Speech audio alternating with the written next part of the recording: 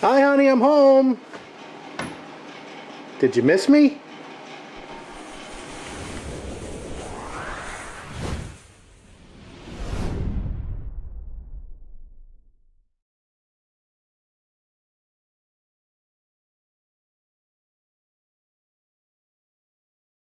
Alright guys, Saturday, March 16th, just after 2:30 in the afternoon. And happy to be back in the garage after 8 weeks of being on the road. 16 flights later, finally made it back to the garage. Not sure what we're going to do today, but I'm just happy to be out here.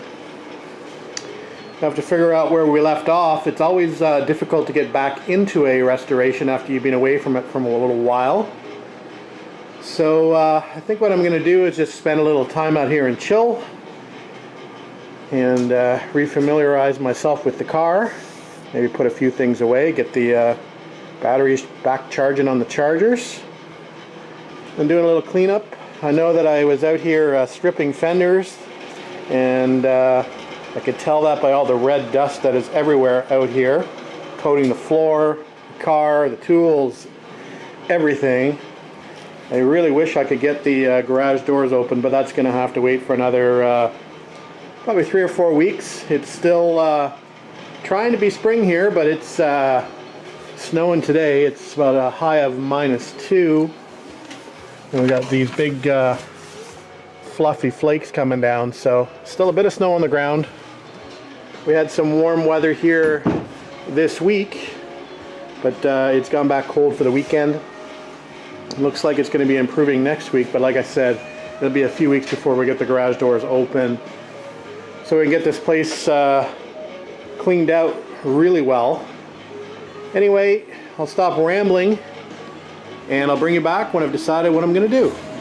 Alright guys, welcome back. Monday, March 18th, just after 11 a.m. And obviously there's no preceding video footage to prove that I was out here on the weekend. That's because I wasn't. I came out here and did a few circles around the car and decided that I really wasn't into getting back into the car straight away. I wanted to spend a little bit of time just decompressing from the last 8 weeks and catching up on a few things like cleaning the house and doing laundry and just sort of hanging out and watching TV. So that's what I did. So it's now Monday. I actually did do a little parts run yesterday downtown to downtown Toronto, or midtown Toronto, and picked up some parts for one of my future projects. And I'll maybe take you into the basement and I'll show you what I picked up. And on the way back, I stopped and saw Alain, as some of you might have seen from his video. I just checked his progress on his GT6, and it's moving along quite nicely. His bodywork is almost complete, or pretty much complete. So next step for him will be doing some more epoxy priming and high build priming. So I think he said he was planning on maybe doing it this upcoming weekend. So who knows? Maybe I'll go down and lend a hand, or just watch him do his thing. Anyway, let me take you down to the basement and I'll show you what I got for parts, and then we'll come back up here and we'll figure out what we want to do on this project. Like I said, on Saturday I kind of just wandered around a bit and had a quick look, and to be honest with you, I was feeling a little bit overwhelmed. Just looking at all the stuff that still needs to be done on this car prior to getting it into paint and into the reassembly phase. And I was a little bit bummed out about it, but again, I haven't been here working on this car, so it's a lot to take in once you get back. Anyway, I'm going to break it into smaller components and do what I normally do, and I think what we're going to do is we're going to start working on individual panels, and by that I mean we're going to make sure that they attach to the car 100%. We're going to fix any gap issues that are happening. I know I have some issues here because I switched to the red fenders. For example, here on the rear flange where the fenders bolt up, the bolt holes on the new fenders no longer match the bolt holes that I drilled for the old fenders, so those need to be filled and re-drilled. So that's one job that needs to happen on these fenders. The A-post now doesn't align with the bolt holes that I had drilled and riv nutted, so I've either got to fill the holes on the flange and drill new holes in the flange, or fill up the riv nuts and put new riv nuts in, so we've got to do something there. So obviously every change makes something else change. So we'll fix those two areas up that we know about. Again, we'll check all the bolt hole locations along the top of the fender, make sure we can get bolts in all of these. And then we're going to fix things like, never been happy with this jagged edge here, so once we get this fender fitted up 100%, we're going to fix this jagged edge here by welding a piece of rod and grinding that down smooth. I can't live with that, so we'll fix that area as well when we get to finally fitting up this fender. We want to have it fitting flush so we know exactly how much rod we need to add and need to grind down. So, and again, this fender at the bottom, for example, has to find a fastener location, has to move up. So we'll do that during the fitting process. Anyway, that's it for now. As I said, I'll take you down to the basement and we'll show you what I picked up. Alright guys, we're down in the basement parts area, and you can see I've got all my seats for my car, 69 seats, 72 seats, we've got the 250 seats, we've got the 59 TR3A seats, and a whole myriad of parts to go with those. Some new, some old. Bumper for the 250, sway bars, brand new set of headers down there for TR8, brand new roll bar for a TR3. Even got some Mustang rims down here, so a veritable assortment of parts to play with. Anyway, what we're down here to look at is this. This is what I picked up yesterday, and some of you might be not too excited about this, but I am. This is an NOS triplex windscreen for TR7, TR8. Bought it from a gentleman who had it in storage for the last 20 something plus years. Here you go, made in England, all the way from England. It's a tinted green windscreen, so I'm happy to get that for a good price. So we'll add that to the part stash when we get to restoring the TR8. Another thing I got was kind of interesting. I probably don't need these. I do have them on my car still. These are they're called grass shields, and these are on the TR8 on the bottoms of the mufflers, I guess to keep from grass from starting on fire. Anyway, let me just open this one-handed.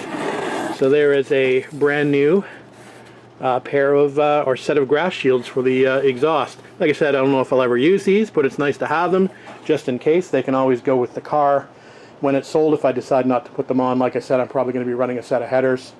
Not even sure if the grass shields will actually work with that. Anyway, it's good to have them, so just added a set of those to the parts pile. And I picked up an oddball, don't even have a car for this, GT6 hatch, and I just picked this up just in case the gentleman was moving, so he wanted to get rid of things, and I'll just hang on to it until I can find somebody that can use it. I did swing by Alan's shop yesterday and gave him first dibs on it, but his hatch is in good shape, so we'll pass it on to somebody else. Anyway, there's some parts for the future projects just down in the parts hoard, or one of the parts hoards. Anyway, we'll bring you back once we're back out in the garage. Alright, here we go, we're back at it. So we got some tools out, we got some fasteners out. We're going to fix that bottom fender location, so we're going to push that up and push the fender up, and we'll fasten that, and then we'll work on the other fastener locations where they need to be. Not going to be too exciting. Like one of my video viewers on my last video, he said my videos were like watching paint dry. Anyway, we'll stick at it and we'll get this fender situated. Alright, a look at the back side of the B-post, and you can see the blue marks here. These are where the locations are on the stock fender flanges versus where the locations were on my old fenders. So I think what I'm going to do is I'm going to drill out the riv nuts. I'm going to keep the stock mounting locations. So I'll drill out the riv nuts that I put in previously. Hopefully they'll come out okay. And we'll put some new riv nuts in there and get these fenders fastened up permanently along the back side of the B-post. I don't know if you're going to be able to see this or not. It looks pretty dark, but we're going to fill some holes up. My head will probably be in the way too.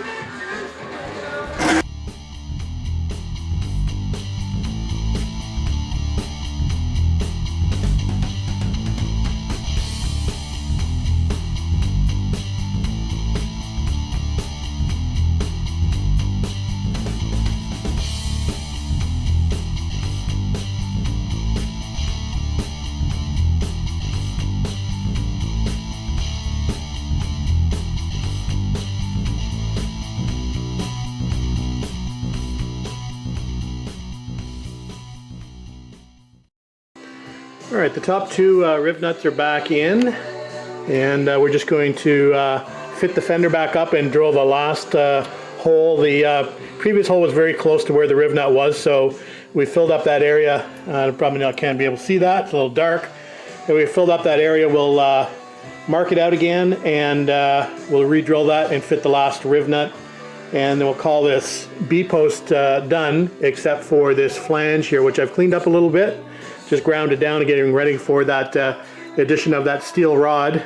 Anyway, we'll get to that next. All right, guys, we've got that fender fitted up on those 3 B-post locations and the bottom B-post location, and that's about as well as I can get it to fit at the bottom, and I'm not happy with it, to be honest with you.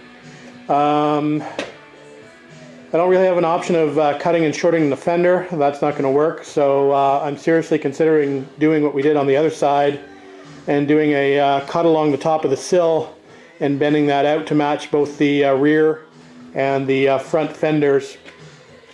At least make it look a little bit better than it is. I don't want to body fill or fiberglass that much of a gap, so I'm thinking that I may do a cut and shut on that top sill along the top on the inside, and then we'll just roll that down a little bit and weld it back up. I think that will work. I don't think it'll be too obvious once it's done. This door obviously needs to come out a little bit, so I've got a little bit of room to move on the sill. I know it's hard to see. I only really need to come out about 1/4 of an inch, so I don't know if that'll be noticeable or not. Same on the front. I can get that to fit a little bit better, so I think we're seriously considering doing that. We'll give it a little bit more thought. It's just after 1:20, so I think we're going to go and have a quick bite of lunch, and then we'll come out and play around a bit more. And I guess I should mention, for those of you who might be just starting to watch these videos, the reason why these fenders are not matching up along the bottom is that we fitted that sill. That is a brand new sill that's down there, but we fitted that sill to the old fenders that we took off the car, which were in pretty bad shape. So in hindsight, we should have made the decision to go earlier with the good red fenders versus the old fenders, but that wasn't the direction we were going at the time. We didn't even have the red fenders to even consider that as an option. So anyway, I think we'll maybe take a step backwards, and we'll fix that while we can, because I know I won't be able to live with that.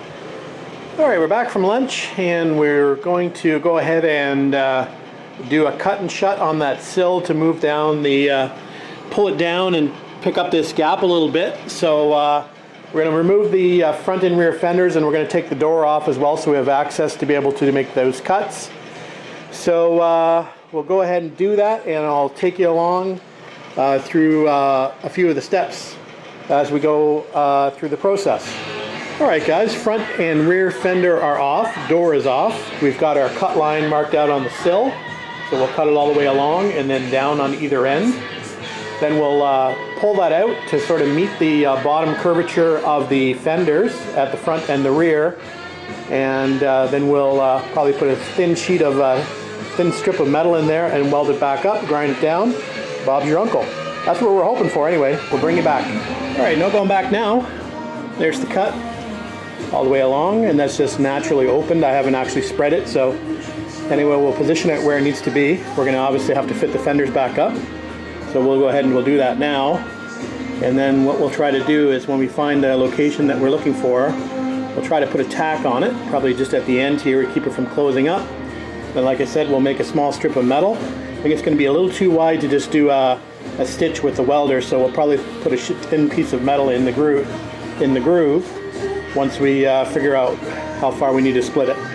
Alright, we'll be back. Alright, we've got the front and rear fenders bolted back up, and I've just got a couple of wrenches in there keeping the gap open, and you can see that's just about where it needs to be. That sill fits much better that way. Here's the front fitment, which is just about perfect. So yeah, I think what I'm going to do now is I'm just going to tack a piece of metal in here, a couple different locations, just to keep the gap open. Then I'm going to refit the door and have a look before I weld it up solid. Hopefully everything's going to look okay. I think the door is going to be okay. It's going to hide my repair area. It's not going to look too far as the stick out is concerned. I had a little bit of room to work with, I think, anyway. So Anyway, let's, like I said, I'll weld a few strips of metal in here just to keep that gap open, and then we'll do the door fitment, which is going to be fun.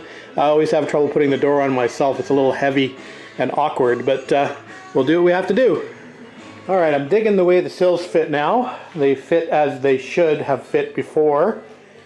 I've just got some bridge pieces welded in here, just here and there to keep that gap open, and we'll fit the door up and check, make sure everything looks okay, and then we'll just run another strip of metal along the length of this gap, and then they weld the horizontal or the vertical cuts in the sill. Once we take the fenders back off, and we're going to have to take the fenders off to finish the horizontal piece, which runs behind the fenders. So we'll go ahead and do that once we check the fit of the door. Okay, we did the door fitment. I didn't show it to you. I'll show you the end result at the end. I think it's going to work out pretty good. It's going to be much better than the ugly gaps on the fenders. I can live with this as opposed to the fender, the gaps. So anyway, we're going to go ahead and we're going to start filling in the gaps in the sill. And I'm just using strips of the old sill. This is the old sill that I took off. So we're just using strips of the old sill, recycling it. And the good thing is, I don't have to prime it on the back. It's already primed. Okay, we've got that top strip all tacked in, all the whole length. So what we'll do now is we'll just work slowly and stitch it all together. And we'll watch our heat along the way. So we got a little welding ahead of us, so we'll, like I said, we'll take our time and go slowly so as not to warp this, and I'll bring you back when we're done. Okay, we started the tack welding, or not the seam welding, all the way along, as you can see. Now we're going to start working on, while this is cooling down in this area, I figured I could start working on welding this piece of bar in. Actually, I've just sort of pre-shaped it a little bit, and we'll just sort of tack it and move it as we go. So that's kind of what we're going to do on there. So I'm going to just grind the bar down a little bit just to get a good material to tack to. And I've already cleaned up the edge here slightly, so anyway, we'll just weld that all the way up and we'll form it as we go. This is 3/16 inch bar. Okay, there's the piece of 3/16 inch round bar welded in, or just tacked in. So we'll fill in the gaps all the way along and then grind that down, and we should have a better looking B-post. Anyway, we're going to transition back from the B-post back to the sill and back and forth until all this welding is done. So I'm in for a couple hours of welding. Okay, quick update for you. Just 8 o'clock, and I just fit the fender back on to see how we're doing as far as that B-post gap is concerned. And it's looking much better. It's making a little contact here with the fender. I don't know if you can see that or not. So I marked a couple of blue lines here where I need to grind slightly just along the flange so it doesn't interfere with the fitment of the fender. There's a couple more little marks up here where it's touching. So I think that looks pretty good. The fender is going to go in a bit more once I get this ground down here, and once I get that space where it's hitting flush against the side of the B-post ground down a little bit, we should be good. So I'm going to be much happier with that. As you can see, we've got all the welding done along here, with the exception of the vertical pieces. But we'll probably grind this down tomorrow. I'm probably going to fit the front fender to see how we did. Again, just to make sure nothing moved. I think we're fine. Obviously, I can't do anything about it now anyway. But we'll fit the fender up just for fun and see how we did as far as fit is concerned. Anyway, I think what we'll do is we'll take this fender off and grind this down a little bit, or I might actually even leave that till tomorrow. Pretty tired of being out here most of the day, and like I said, it's a little difficult to get back into it, and I've done an awful lot of welding today. So anyway, we may call it a night after we fit that front fender. All right, guys, just coming up to 8:35, and we got the front and the rear fenders back on, and I have to say that I'm extremely happy with the way those fenders are fitting now. I can live with that. So it's been a good day. We still have some grinding to do on the sill, but we got a little bit of a start on it. We've got some grinding to do on the interior here of the B-post, but we got to start on that. So yeah, it's looking really good. I'm quite happy with that. I can live with that, to be sure. So we're going to call it a night. I guess we'll see if we can upload this so you at least know I'm alive. And we'll get back out here tomorrow. I got another day off, so we'll continue on tomorrow. Thanks for watching.